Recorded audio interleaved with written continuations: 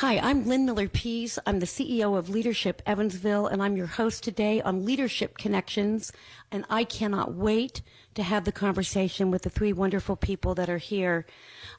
Every once in a while, you get to be in a room with people who are making real change, and they're making change from the heart and turning things around in our community in an unbelievable, collaborative, caring way.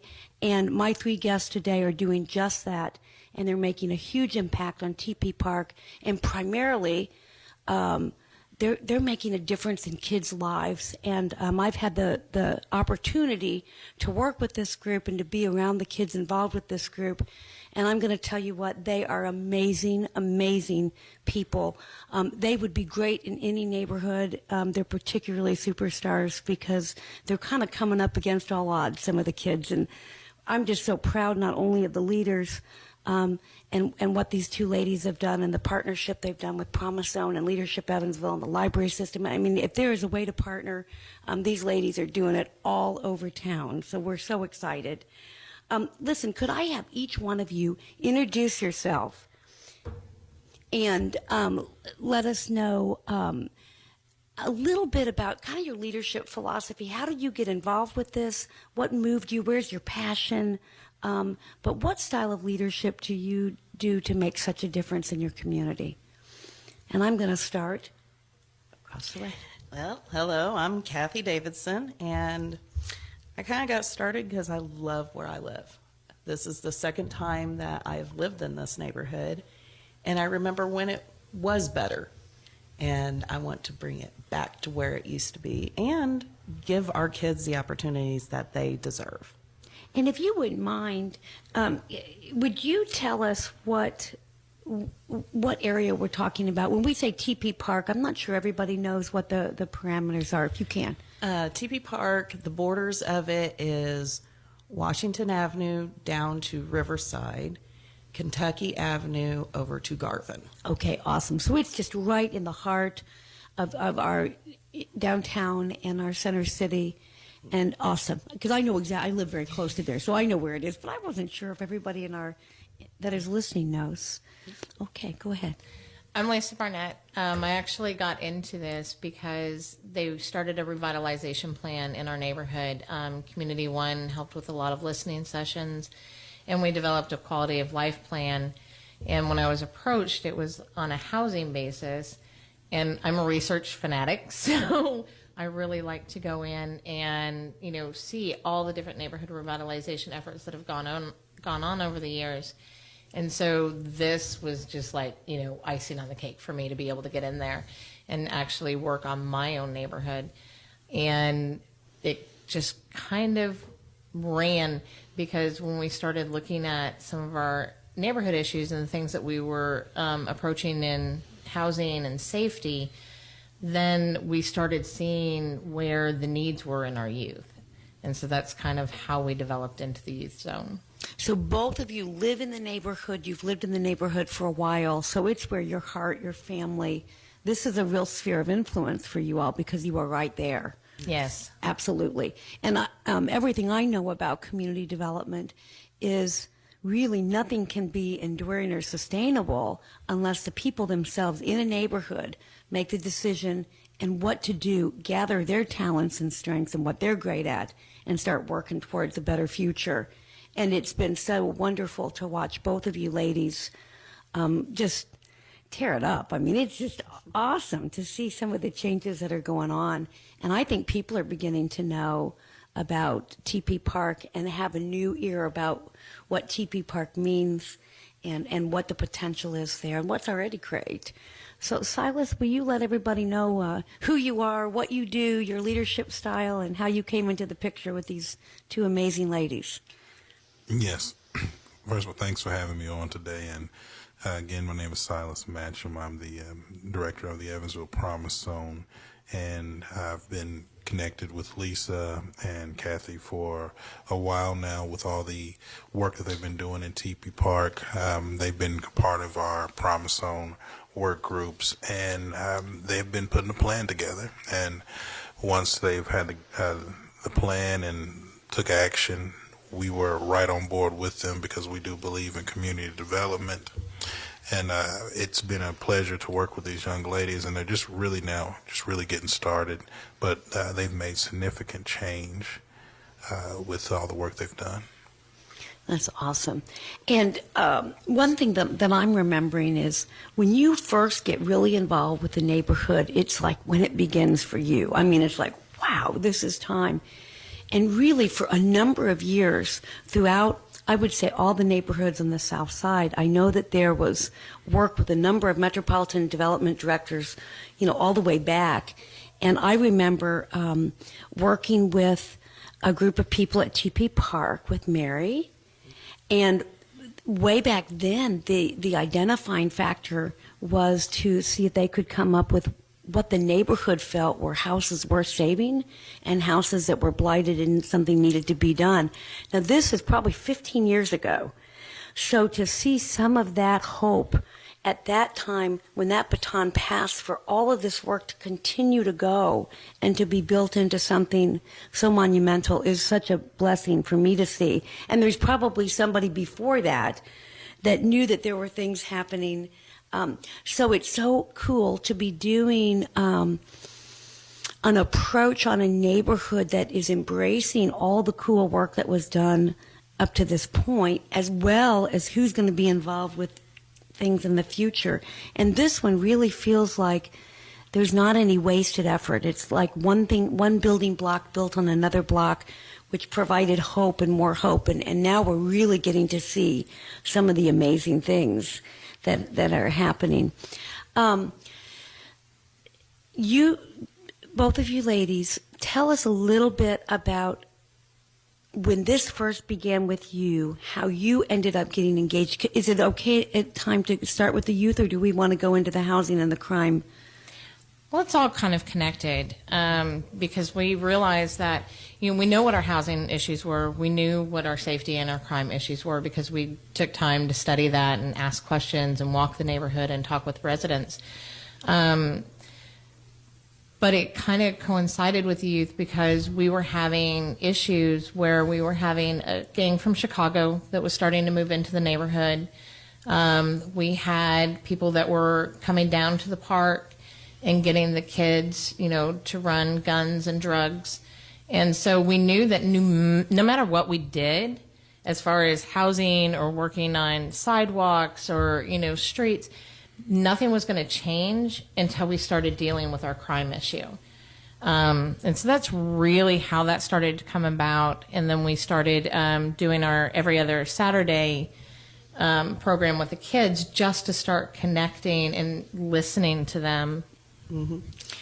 And we got that started to find out more of what the kids wanted to see in the neighborhood and what they wanted to be when they grew up. And we also got to hear the challenges that they faced. And in connecting with the children and the families, it reduced our crime rate. It brought it down because they started to care more about what was going on around their neighborhood. So you were seeing very quick results to the reduction in crime, Yes. just by people building relationships, being there for the kids.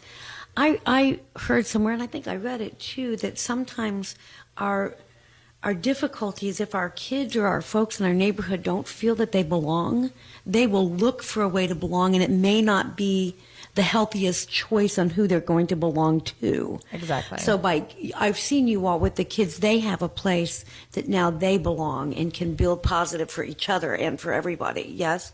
Yes. And it's also a safe spot. They know that they are safe when they come there. They can tell us what they need to tell us. We can report if they need us to report. They know that they at least have this group that will back them up and be there for them. It's awesome. And it's also really important that the kids are able to be themselves there. There's so many times where society puts so much constraint on what they need to be and how they need to be and what they need to be following that it gets confusing for kids. And so they start losing their own self-identity. And it's the same way with neighborhoods. You have disinvestment for so long, the core identity of that neighborhood starts to get lost. And so taking that approach, not just with the neighborhood, but also with the youth, allowing them to build on their core identities is just really important. Now, in the area where I live downtown, near Caney's Corner, every other block is a different school. Mm-hmm. So is that the same situation? So these kids don't necessarily go to school together. Is that true? That is true, and it's what caused a lot of problems at the park. Mm-hmm. You have our neighborhood, and it's basically busted up into 3 school zones. So within our neighborhood, our kids go to 3 different elementary schools. Our kids go to 3 different middle schools. They go to 3 different high schools. And it becomes disconnected because they don't go to the same schools. They don't have the same friends. And it causes a lot of conflict. Yeah, and I think that is eventually, I think our community is going to really have to address that. But even, some people might sit there and say, well, maybe 2 grade schools, but they go to the same middle school. It's not like that. No.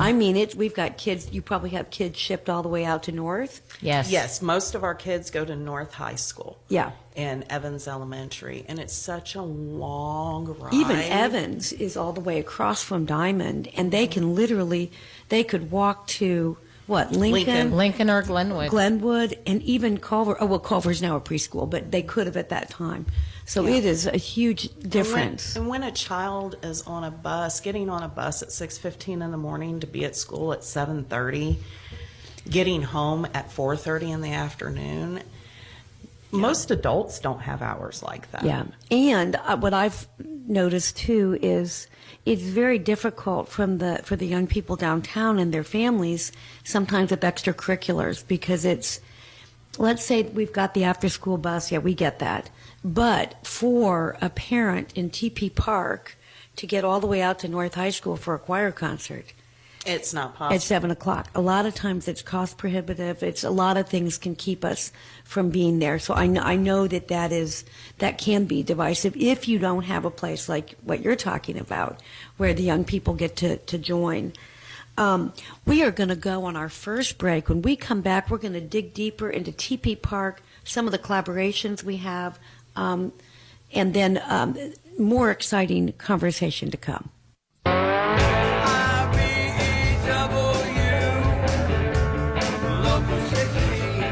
Welcome back to Leadership Connection, powered by IBEW Local 16. Keep listening on 98.5 FM or take us on the go via our online stream at WEOA985FM.com or use the TuneIn app and search for WEOA.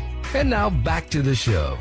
Welcome back. We are having an amazing discussion about Tepe Park and some of the wonderful things that the youth group is doing and the cool changes that are happening in this neighborhood.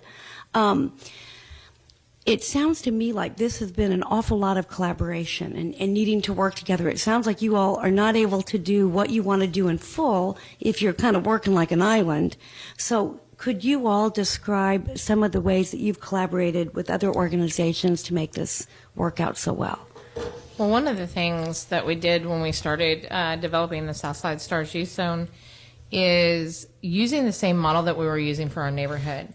A lot of issues were transportation, being able to get to the different places, having to rely on parents in order to get there, and sometimes our parents are working 2-3 jobs. And so it was about bringing the resources in. And so that's really how we got started, and we just started talking with all the different groups that were in town. It's one great thing about Promise Zone. In the work group meetings there, we met a lot of contacts from a lot of different organizations and businesses.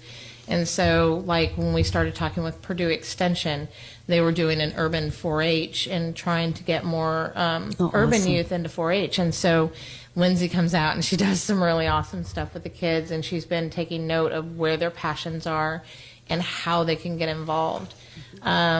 We recently started going out to Wesselman Woods. We got connected with one of our contacts at EVPL, Zach. He got us connected with a Kurt that's out at Wesselman Woods, and they're putting together this nature writing program. And one of the really cool things was all of our kids are really into the animals and nature and getting outside, but they weren't quite in the right age range. But Kurt and his boss went through, they developed a program specific so our kids wow. could participate. I mean, it was just amazing how far out of the way they went for this.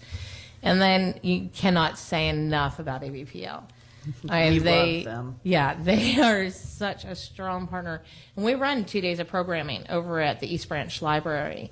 And they're just incredible. They have helped us acquire tons of books for the program. They are always there supporting the literacy efforts, because that was really eye-opening for us when we first started connecting with the kids, is how much literacy problems there were. You know, we were seeing 9 and 10-year-olds that couldn't read basic words. We had even one that didn't even know the letters and stuff yet. And we've seen them in all ranges. I mean, they're not always that extreme. But there seems to be a lot more challenges with reading and being able to, you know, research properly and understand, you know, what's opinion, what's fact. And so having that connection and having them help us in those focuses has just been absolutely incredible. That's wonderful. And Silas, how did you come about with all this? I know that this is just right in the middle of the Promise Zone, isn't it? And how did you all get engaged? Well, again, speaking to the Promise Zone work groups, Lisa and Kathy have done a great job of navigating and leveraging those relationships for all the individuals that sit at the table.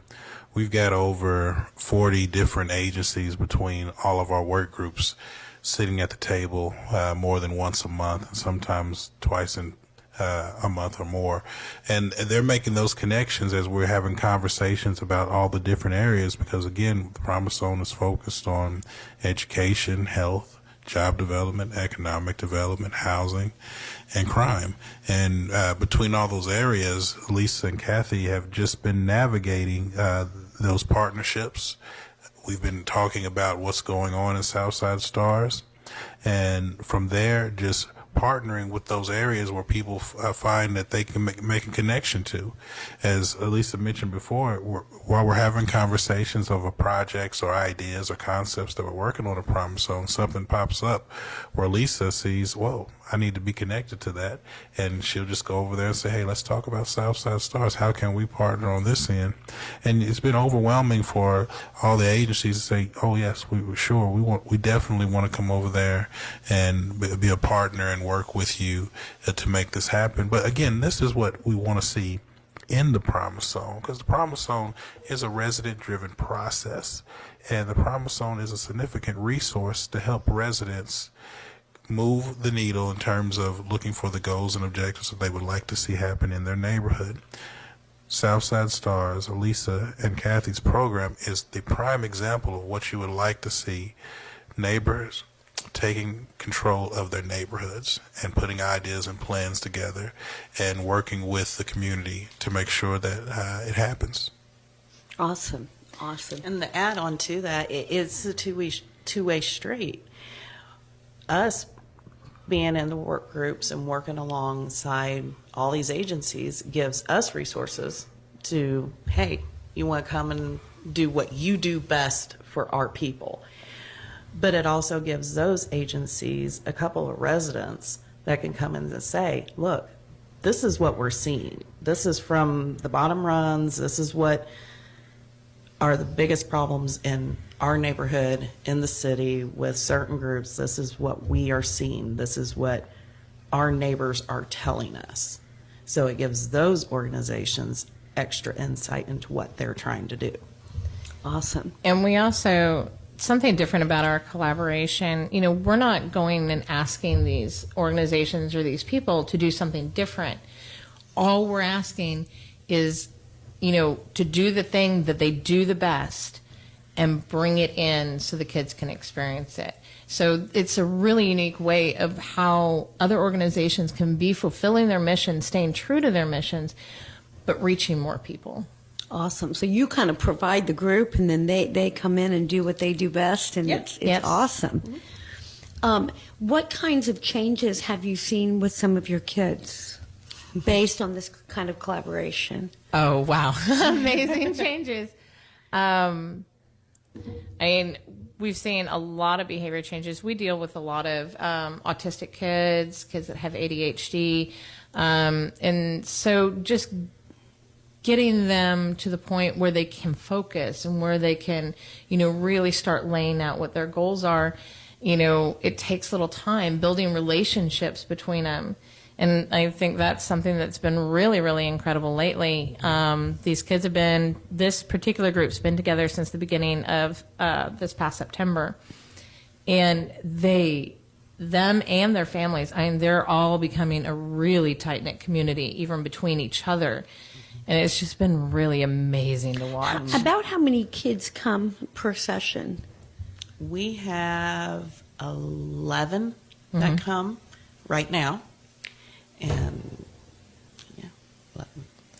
Yeah, we for have a second there. We have 11. We have 4 openings. One of the things when you do a deep dive into the kids, because this isn't just an after-school program, we help families find, resources, and whether it's housing or maybe they're not, having issues with food access, or maybe it's transportation or finding a job, or, whatever it is that they're going through, we're helping the families with that so they can provide a stable spot for the youth so they can actually focus on themselves. And then with the youth, we're looking at careers. What is your passions? What is your talents? What is it that you really want to do in life? What are these experiences that you want to have? What career do you want to go after? And then we start. How do you get there? And how do you get there? And we start developing those plans with them and giving them those opportunities. So when we know, and we ask them at the beginning of every session and at the end, so we know exactly if anything's changed, if they're starting to veer a different direction because of experiences that they've had. That's how we pull in resources. That's why the Wesselman Nature writing was so critical for us, because we have so many kids that they're interested in zoology, veterinary medicine. So it's a perfect piece to bring in, and the others get to experience it, and that may change some of their views on what's available, what's out there, what can they do. And I'm so glad that the interest in the kids has become an interest in their families. Sometimes I see some places where maybe the problems with the family it's either too overwhelming for them or they don't see the connection. But we have a hard time getting kids to learn if they're hungry. We have a hard time if the stability of the family. And it sounds to me that you have found a way to connect with the family to build trust and relationships so that they don't feel judged if they need to ask for help. Because I know that sometimes the obstacles are very, very large. And I think it's hard sometimes for people to tell you what's really happening so you can help them. And one of the big ways of how we've been able to do that is because we do live there. Yeah. That they know us. We live there. We live in the same house as them. We pay the same bills as them. We struggle the same way they do. So because we have that, it makes it easier for them to confide in us because they know we understand. And we're not going to judge, and we're not going to tell them, well, you should do this, this, and this. It's like, okay, we will help you figure out what's the best course. And so often we don't know what's underneath the behavior or what somebody is doing. So I tell anybody that I'm working with, as soon as you judge, you can't help. So we just need to stay open and listen. And sometimes it's really hard to hear some of the situations, but if there's any way we can help the parent dig out of that or lift out of that, we're helping the kid. And I just really am glad that you're looking at this holistically. That's wonderful. Have you noticed if the literacy has changed with the young people from working with them? It has gotten significantly better on some of the kids. I think most have progressed in some form or fashion. We still have some that are a little bit behind, and we're still working with them. But they are trying, and they're working extremely hard because they see the value in learning how to. Yes. And, between us and AVPL, we've tried a lot of different techniques, and we have some volunteers that specifically come in just for the reading. And one of the incredible things that we saw shift-wise in this is, before it was like, oh, we're going to read. Now our biggest request is books. They have, we want to read this series, or we want to get this type of book, or, can we find this? And so, some of it was hard. We had a lot of parents donating to us. We had community members donating. EVPL was donating books, but we were still missing some of the big genre books that they wanted. And so EVPL stepped up and they were like, let's set up an account just for this, so you guys can come in, you can check out these certain things that they're really, really wanting to read, and then you can have it extended and then bring it back to us. So, just absolutely that is incredible. wonderful. And the best part is some of the kids, especially the ones that's learning, they've became to where, I've got my book, come on, let's go read it now. And that excitement there. They to see know the that light they're come on. struggling, Yeah. but they want to work on it. Oh, that's so. awesome. Hey, we're coming to the end of this section. We're going to go on break, and when we come back in a few minutes, we're going to talk more about what's happening with the kids in Tepe Park when we return.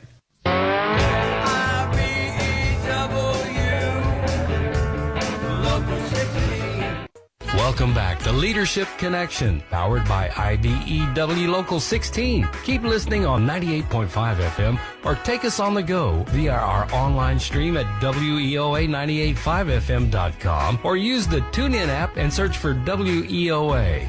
And now back to the show. Welcome back. We are having an amazing conversation about all kinds of things happening at Tepe Park, that neighborhood for the youth.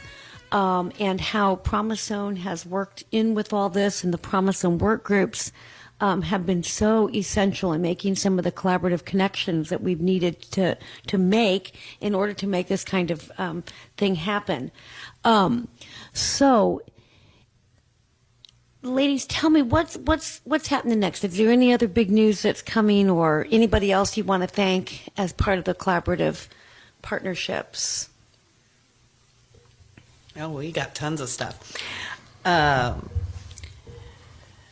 We have the Parks Department and Tepe Park Neighborhood Association. Thankfully, Lisa and myself, we are both part of the Neighborhood Association. And because of our connections with those two, it gives us a space to run out of and work with and have the kids in the neighborhood in. And it helps keep our costs down so we can do more with everybody. Yeah. And those costs can get you sometimes. And this is the building that is right next to where the Tepe pool At the had park, been yeah. many Right. years ago. And then it's right next. What is the cross street that goes right by it? That is Garvin, but it's in between Monroe and Madison. Okay, awesome. And it's a cool building. I've been there certainly many times. It's just a wonderful place for everyone to meet. It is, and it's actually going to get a lot cooler. We've secured some funding to do full renovations. We had secured originally just for the basement renovation, so we actually have just a solid space for the youth. And it's not just youth in the program. They'll use that space, but also if we're having classes or bringing in workshops for adults, childcare was a really big issue. So now we have a space where they can, bring the kids. We can be down there doing an activity or watching a movie or something with them, so the parents can take part in the classes and stuff that they're going to be doing. But we secured even more funding and are able to do full renovations. This is going to really turn the building into a center community spot. People will have internet access there. They can access Work One from there. They'll be able to get together and have a space just to talk and collaborate together. Because we do have, we're not business in the sense of storefronts. We have a lot of people in our neighborhood that are, just single entrepreneurs. They have home-based businesses. And so this will give them a space to start collaborating and working together to grow it even more. And what did you mention that? Are there going to be access to computers upstairs? Yes. Okay, that's wonderful. Because it's a little bit of distance to the library. How far is it? Do you all use east most? Yeah, east, but you have to cross Washington. Yeah. And sometimes when you're going with kids or you're a little Yes. bit younger or bad weather, getting across Washington can be really difficult. So having that kind of access to computers, which, by the way, if you don't have access to computers, go to the library system. They will help you with everything. I know I talk about EVPL all the time, but if there's something you don't know, don't have, need to have, one of your best places to start is the library, because there are people there that will help you in so many different ways, and they do have access to all kinds of computer things, books, movies. They're wonderful community and they resource. really want to help, and they're willing to come out to where you are, so it's just a very good community resource to remember. So you guys are going to get to renovate that already really cool building into something that's going to be far more usable. And, you know, I think that the way you showed the need with the community, with the neighborhood, with the kids, probably set that rolling. Sometimes you just have to start, and if your building's not that up to date, you don't worry about it, you just get started. And then as you get to be well known, I think sometimes the resources and the people around you are going to help you make it what it needs to be. So that is Exactly. We kind of built the ball, and the residents are shoving that ball down the hill and making it roll. Yay, I love that. But it's also a good opportunity to show how the Promise Zone has worked with Southside Stars to identify, leverage funding opportunities to make their initiatives move forward. A lot of the opportunities that have been that exist. I look at Lisa over here and Kathy. When they first came in, they were talking about how nervous they was to talk to people, but now you see them all out and about and just working the community, showing all their great work. And again, that goes with just explaining, having an opportunity to identify those resources. But there's a lot of information or a lot of questions that Lisa and them might have that we help navigate and facilitate to make sure they're in the right place. Even when it comes to identifying those opportunities that are necessary. Awesome. And I think sometimes, too, one of the barriers of change and transformational change is beginning. I think sometimes we notice something, we see something we wish was different, but we don't know that we can have impact. And one of the things Promise Zone and many organizations who are collaborating around the community, it allows the culture to say, you've got a great idea, I want to hear it, and what can we do to help you, or is there anything we can do to help? And then you just get started and you try it, and not everything's perfect. I think of collaboration as kind of messy. It's a little messy because there's so much energy, so many ideas, and it's not all perfect, but if you stay with it, it starts to form into something amazing. And once you start getting some positive results, it's almost contagious. I mean, you just have to, or addictive. I mean, it's a positive addiction. You want to do more and more to help. And I think one of the things that we would like people to know more about is don't wait. Don't wait for funding to come in. Don't wait for somebody to swoop in and do these plans for you. You know, there are a lot of resources and assets in all of our neighborhoods. It's just about finding them. And when we started, you know, we're in the low income bracket. But when we started, we put in what we had.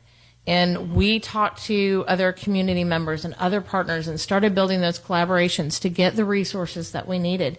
And since then, we've had, you know, some other people step up. Vectron Foundation has been giving us money to help with supplies and stuff.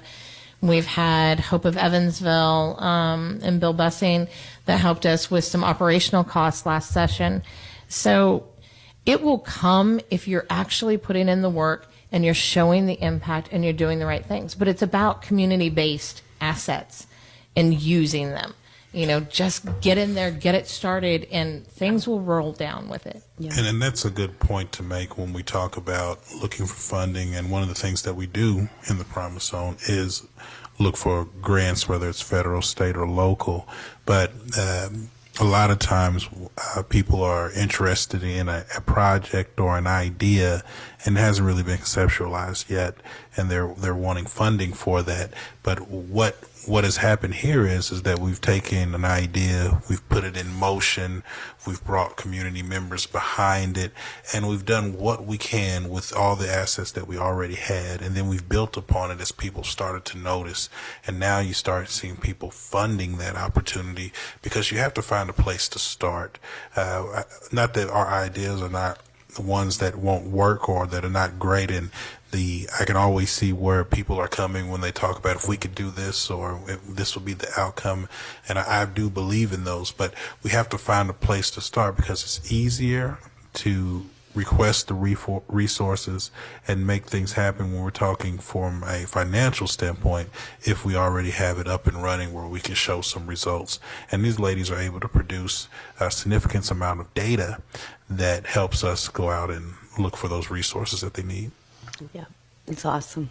And by the way, listeners, this amazing organization has been nominated for Celebration of Leadership. I happened to be at the selection thing, and I wasn't certainly voting or anything, but boy, I could sure tell that those selectors were terribly impressed with what was going on. And so much about it, too, when we asked, are people being servant leaders? It was yes. Are you into diversity and inclusion? Absolutely. Do you have a vision? Do you collaborate? All of the different areas are what we look for in somebody being nominated for Celebration of Leadership. They were there, and they were there with stars. I mean, it was like, oh my gosh, look at this. If you're interested in Celebration of Leadership and you would like to go, it is March 14th. The doors will open at Old National Bank Events Plaza at 4 o'clock. There'll be a reception at 4:30. At 5:30 we begin. At 7 o'clock we're done. The tickets for this event are $5 for children and $15 for adults. But thanks to the amazing underwriting by Fifth Third, anybody that wants to come, and there is absolutely $5 and $15 can be cost prohibitive for people. So we totally understand that. If it's something you can do, great. If you can't, you come anyway. So we would love to invite anybody from Tepe Park that wants to come. Do not worry about the money. We would love for you to come and support this youth group and their nomination, because they're amazing. So, and that is the absolute, we're not kidding. All you do is you call Leadership Evansville and you tell them how many tickets you want, and you're in like Flynn. We don't believe you can do diversity and inclusion by excluding people because of the amount of dollars in your pocket. Exactly. So, I mean, that is one of my pet peeves. I see organizations all the time with these really expensive events that the people they serve can't go to. Not our style. So if you want to go and celebrate with these amazing young people and their parents and these two leaders and the neighborhood association, you let us know the number you want, and you will be in. If there's any questions at all you got to say is Lynn says. And that really does. It's like, you're in. So we really hope you guys come. And the best part We about are. it Even is- all of our kids, all of our parents are going to be there. I mean, when they heard about it, it was just a huge confidence boost for them. They were like, really? Yeah, we want to go. Well, Isn't and it the best fun? part is it's not just us, the Southside Stars Youth Zone, we got nominated, but also the Neighborhood Association, Tepe Park, and then actually one of our youth as well was nominated. Our JPA. So, we've got 3 different sets right in there that shows, if you get up and you start working hard, you can get somewhere. Yeah. Yeah. And what they will find, first of all, have a sandwich before you come, because it's not dinner. I try to tell everybody that. But when you get there, you're going to see every single walk of life, every different color of skin, every different economic level. You'll see the heads of companies. You're going to see some people that don't have homes. And you will see everything in between. And everybody is valued. Everybody is celebrated. And we just really can't wait to fill that space. We had to move from the ballroom down to the exhibit hall because we outgrew the $1,400 or 1,400 person limit in the upstairs room. So we're in the exhibit hall. Oh, that's We fabulous. are expecting as many as 15, 16, 1,700 people. And this is like a party. I mean, it's like everybody's like, whoa. I mean, we're all so excited to be there. It's really uplifting and inspirational. And for our youth, it's a really good opportunity. It's a good opportunity for them to meet all of these different Yes. leaders and all Yes. these different people that are working in the communities. Yes, so it's great connections. And this is also, if somebody feels like dressing up, that's awesome. We just say, come as you are. We will love you if it's jeans and a T-shirt the same way we would with the jacket. I mean, we really want people to come comfortable and feeling good because we sure feel good about you being there. Hey, we're going to go on yet another break, and when we come back, we'll be back talking more about celebration of leadership, Promise Zone, Tepe Park, and all kinds of things when we return.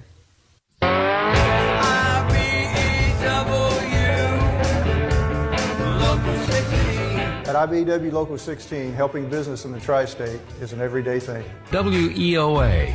And now back to the show. Welcome back to Leadership Connections.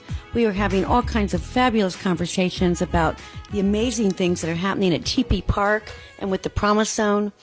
I'll tell you what, this community is doing so many amazing things. And when we build relationships and work on our servant leadership and believe in other people and come together, really, we can take amazing problems and find the amazing opportunities by looking for what is right in the neighborhood, looking at the assets of people, and connecting people enough to grow. So I know that you've got more to tell us about things that are coming up. And now the kids are getting ready to do something amazing this summer, right? Did I hear They've that? got two amazing opportunities that they're going to be doing this summer. One of them has been through our partner EVPL, and it's a partnership between them, Toyota, and Wesselman's, and it's a week-long robotics workshop out at Toyota. And so our kids are going to be able to be picked up at the clubhouse, taken out to Toyota, be able to experience all this, see how robotics and nature collide, how they do the factory work at Toyota, and just absolutely amazing. Sounds like we might have another celebration nomination next year for this one. Yeah, they're awesome. And then we also were approached by the Otters, and they're going to be doing a sponsored game for us, and that's going to be on June 14th. It's a Friday, and we'll have free tickets for anybody that wants tickets. We can get them out there. The kids are going to be able to sing the national anthem. They're my gosh. super excited about it. Do they get to run the bases? I don't know if they're going to do that or not. Okay, I don't know if they even still do it. The one time my son got to do it, I think he was about 10 years old. I mean, you would have thought he was running that for the Cardinals. I mean, which the Otters is such an amazing baseball team, and what Bill Bussing and his family do for our community. Just, Yes, they Oh, it's I couldn't amazing. go on and on about that. Yeah, I mean, just absolutely amazing opportunities, and they have been so great with the kids. And then we have other things that I'm in the works with. I've spoke with some individuals with Metzger about getting the kids out there. And I started pulling in some of my friends. I have a friend that works at the Indianapolis Zoo, and she's working on setting it up to where we can bring all the kids up there and they can go in the back Oh, and my help with all that, goodness. because that's what she does for a living. And then I also have a really close friend that works for NASA, and they are trying to work it out to get our kids sponsored to go to space camp. Yeah. Oh, my So gosh. it's going to take a while to do that one, but we look for opportunities for our kids that sometimes they'd never be able to get, whether it's the funds are not there, or, some of our families have large families, and it's costly to pay for 4 or 5 kids to go to something. So Oh, we kind absolutely. of work that in as well. Do you make sure the kids are filling out their 21st century scholarship information? That is such a great way to get kids to college. And it's Yeah. also a goal of the Promise Zone Education Work Group as well. Oh, good, because that if you miss that, I mean, We're actually working with our parents, as they come of that age. That's one of the reasons why we look at the careers early on, so they start having direction. But, we want to get them signed into there. And we also want them to start the Indiana accounts. I think it's 529. 529 Indiana College Savings Account. And they could Awesome. just put little bits and little bits aside in there, but it's something. And so it helps prepare and get ready. So if they want to go to college or trade school, they have that. Oh, that's so wonderful. And I'll tell you, I hope you at some point have Paul Green or somebody from the trades unions come talk to the kids. The trades unions, when I was involved with Holly's House, they did all the labor for free for Holly's House. So and the library donated the building. They opened those doors without debt, which is unheard of in that beautiful facility. But the trades unions, if you become an apprentice, you are paid the whole 5 years you're an apprentice. I think health insurance too. Yeah. And your livable wage coming out as a topped out electrician or other people, other areas, I mean, it is quite livable. It is. Yeah. We actually I have wish made our teachers those. were paid that well. Yeah, we've made those connections with the trade skills and went through, and they gave us all the information that they would need to get into the apprenticeships, what kind of math they need, what kind of tools are they going to need, so we can start prepping, because we do have a couple of kids that are going that direction. Oh, and if they're good with their hands, if they learn that way, oh my gosh, it's a great field. And It it's is. also one of those things, not everybody's meant for college. Not everybody wants to go to college. And there is abundant opportunities to make very good money doing things, just as you said, going through the trades and learning a trade. You don't always have to go to Princeton to be able to make good money Yeah. or have a good life or have a good home. You take what you can and work with it. Yeah. So I know that there's lots and lots of opportunities, and having people that are willing to show you what some of those possibilities are. And I do know that Bruce, my partner, like he's one of those people, he can fix anything, he can take anything apart and put it back together. So becoming an airline mechanic made sense. I mean, that's the kind of stuff that he did. He could have done other things, but he just loves to fix things and put things together. So being open to different people and different work. So if there's a time that LE alumni could come in and talk about what different kinds of jobs might look like or mean, or talk with the kids, I'm sure we could get a group of people to do that. Well, that'd we'd be love that. fantastic. Yeah. Because that's what we do with our kids. We show them all the possibilities within something that you like. You like animals? Here is the world of things you can do with an animal. Yep. And let them start looking at it and seeing what's best fit for them. Yes. And Yes. the kids love having them there, because they came out this past summer, one of the classes, the LE classes, and they did a half-day teen workshop on leadership, and it was amazing. And we actually We loved still it. use several pieces, like the book that was used in that is absolutely amazing. We love to do that. And we're talking about doing the Flower Man coming out, having people do that book wherever you need it. And we can make that happen, because we use the Flower Man everywhere. We love it. And it's incredible, whether they read, whether they don't read, wherever they're at, being able to see all of the pictures in there and how one person can change everything in a community just by getting it started. Yeah. Yep, it's awesome. Plant that seed and it'll grow. So, Silas, what are you thinking about? You thinking about different ways? If the listeners are out there, how can they get involved with Promise Zone, making things happen? Well, I'm just watching two very brilliant ladies, and I'm processing where they started to where they are now. And for me, it just shows how community development can really work, and the difference and the impacts that they're making across the city of Evansville. But from a Promise Zone standpoint, again, we're actively making ways in terms of making those connections necessary to continue the development across the community. And although a lot of people still are getting a better definition of what the Promise Zone is, I would like to use this opportunity as an example of what we do and what we can do with our community, and that is be that resource, be that connecting piece for real community revitalization. But people can always get connected to the Promise Zone and work with our work groups. Follow us on our Facebook page, Evansville Promise. But there are also a lot of activities taking place. Our Fair Shot program, we're getting ready to announce our expungement clinic dates. We're getting ready to shoot some cooking shows to show some different cooking methods for families. A lot of different opportunities. As you might have seen, we just announced some affordable housing that will be taking place for those who need it most with our partnership with True Vest.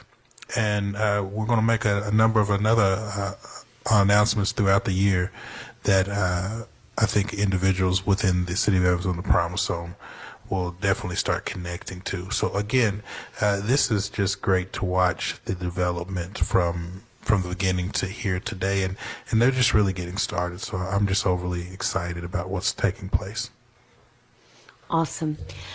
Ladies, is there something, if somebody's listening, is there something that they can do to help? Is there any ways that you would inspire them to do something similar to what you're doing? Well, I mean, in helping, we accept anything. If you have a skill, contact us. We'll see where you can fit in. We will discuss it out with you.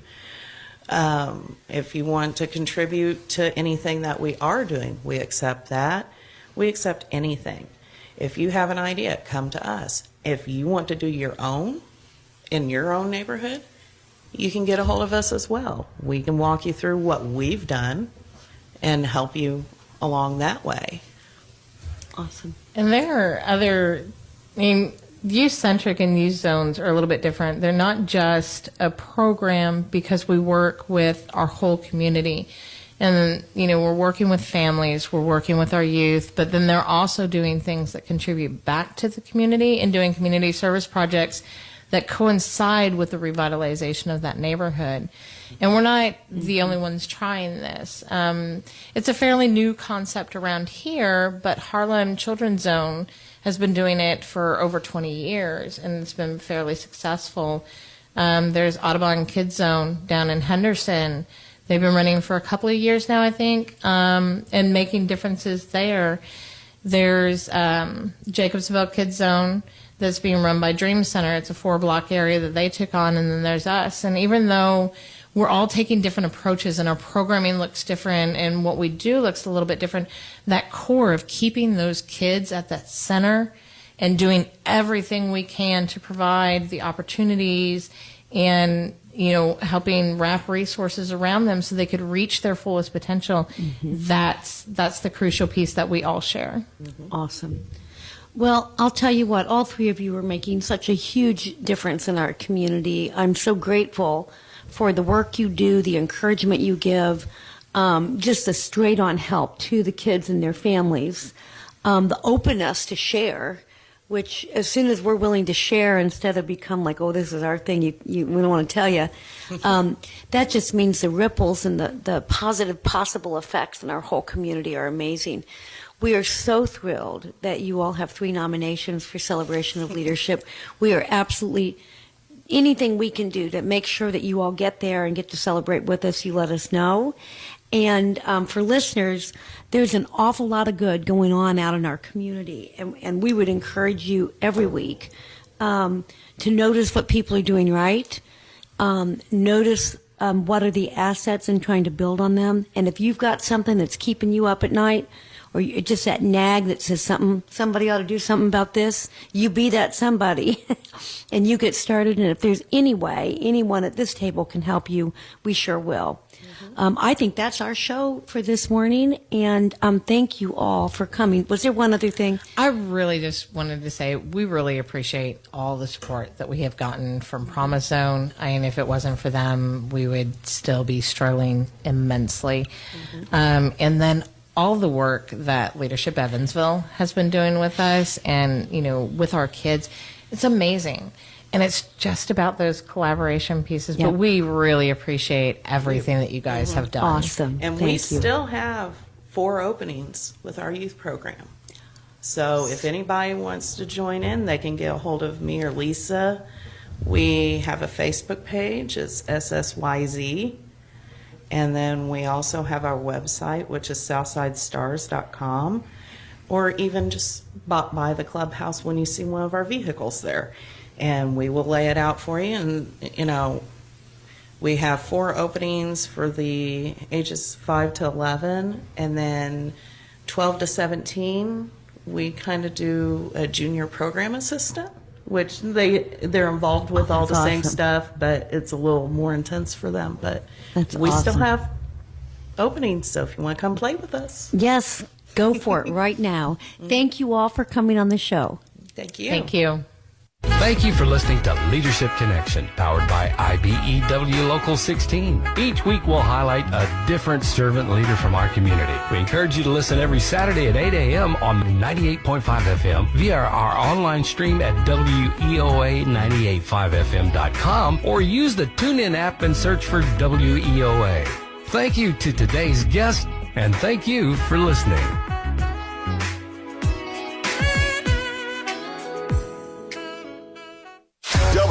WEOA, Evansville, Henderson, 1400 AM and W253BF. Streaming at www.weoa985fm.com.